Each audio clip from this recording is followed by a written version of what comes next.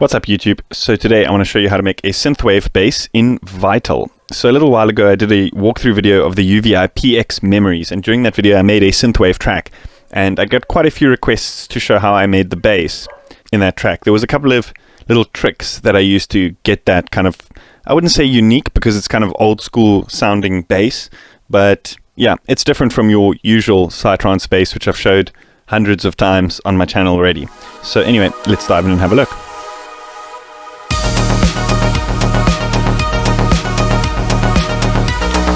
Just for a reference, for those who didn't catch the previous video, I'm going to show you the exact bass that we're talking about.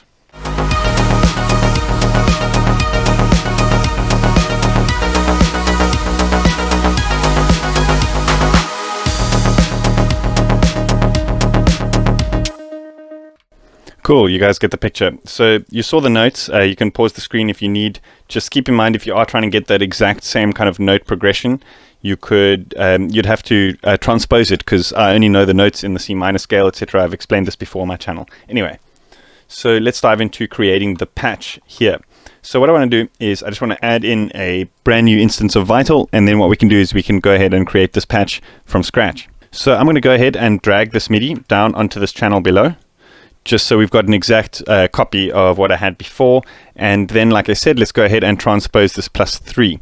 So this track is actually in D sharp minor, but the notes that I've punched in are in C minor. So there's a couple of things that kind of reminisce your kind of regular Psytrance bass in this patch.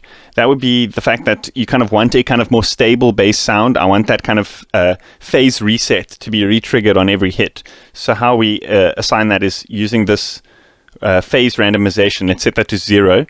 Then what we want to do is we want to use one of these envelopes to adjust a filter to give it a kind of plucky sound. So let's just drag and drop this onto the cutoff of the filter, and we could probably turn this down a little bit. -16 to -17 or so, somewhere around there. And let's maybe reduce this a little bit, but we're going to play around with it to taste shortly. So over here, what we want to do is we want to turn down the sustain, turn down the decay, but we're going to listen to the sound quickly so we can actually fine tune it to exactly what our needs are. So obviously the bass is too high in pitch, so what we can do is we can hold shift and drag this semitones down, so it basically detunes it in octaves. Let's go down to -36, so that would be 3 octaves down.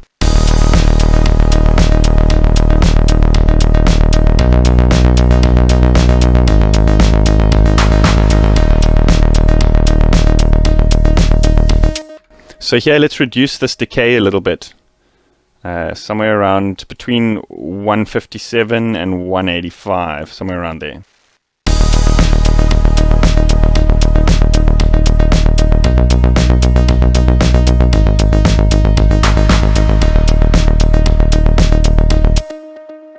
So that's the traditional saw wave bass. However, what makes this bass line slightly unique is I used a little bit of phase modulation. So it's similar to FM. A lot of plugins actually use phase modulation to create an FM tone. I believe to get true phase modulation in Vital, what we do is we've got to turn this phase setting down to 0%, and then let's set one of these LFOs to modulate the phase all the way. Now what we can do is we can set this to key track, and let's set it down to something like -24. Let's give this a bit of a curve. So we've got basically a sine wave phase modulating a saw wave.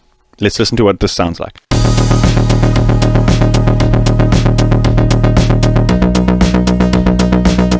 So we're going to want to turn the smooth down so that it's more accurate on every value.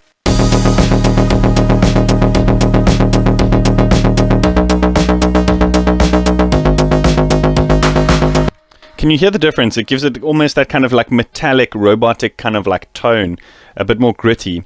Here I'm going to show you what it sounds like with and without. We can actually just jump into the modulation matrix and just mute this modulation lane.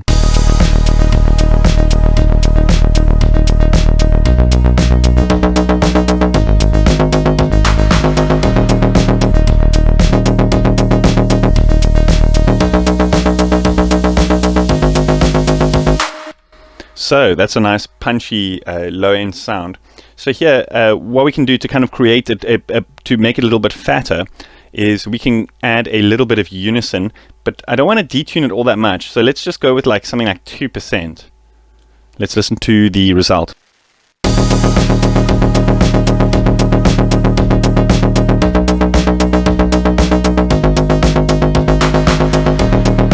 So when we go with 0, like no detune, you can feel it kind of gets a little bit flat. And when we go too much, you can feel it kind of like smears the sound a little bit too much.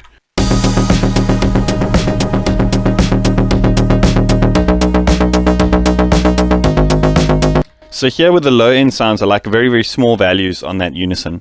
So another thing that I did is, what's cool about the kind of, I wouldn't say modular, but the kind of like very intuitive way that these LFOs and modulation works in Vital. I ended up doing my kind of sidechaining using one of these LFOs here.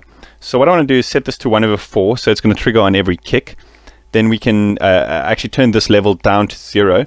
Then we can assign this LFO to the level. So here what I want to do is I want to draw in like a sidechain like pattern. Something like this could be cool. We can turn the smooth down. We might want a little bit of smooth to reduce any click that might be happening in the audio with that very fast kind of slope that's happening here. But let's just listen and audition and see what's happening with the sound.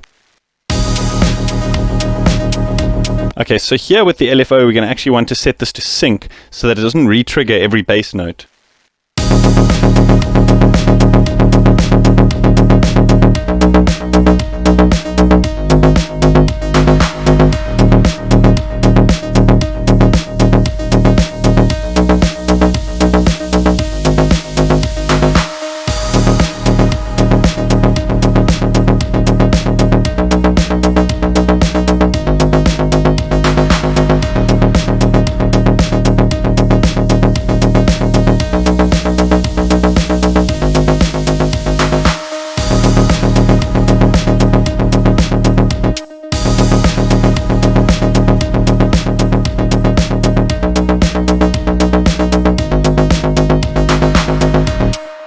So now what we can do, I want to show you a cool little trick. We can actually copy this LFO and paste it on here.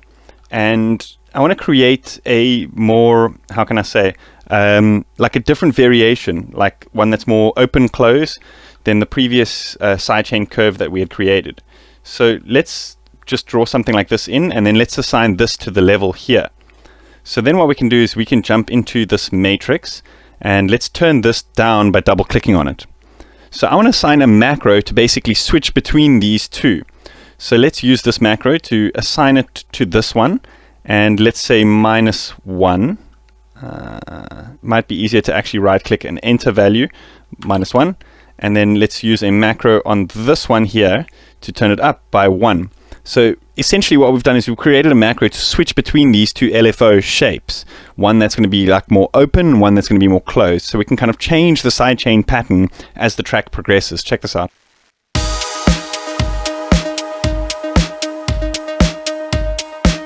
Okay, so when you copy the pattern, it doesn't actually copy the times. So we're going to have to set this to sync and 1/4.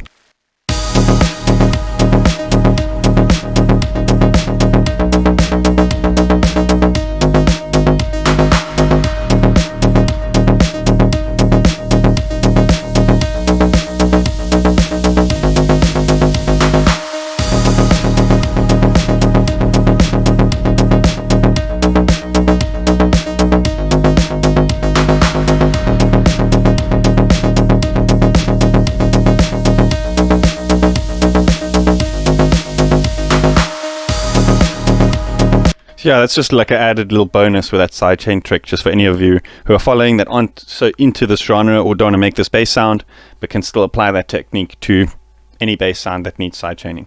Anyway, awesome. That's about it. I hope you guys enjoyed that. I'm going to be saving and uploading this preset to my Patreon for all my $5 supporters. So if you want to know what that's all about, check out the link in the description. And yeah, if you like this video, hit that like button. And if you haven't yet, hit that subscribe button. See you guys next time. Cheers.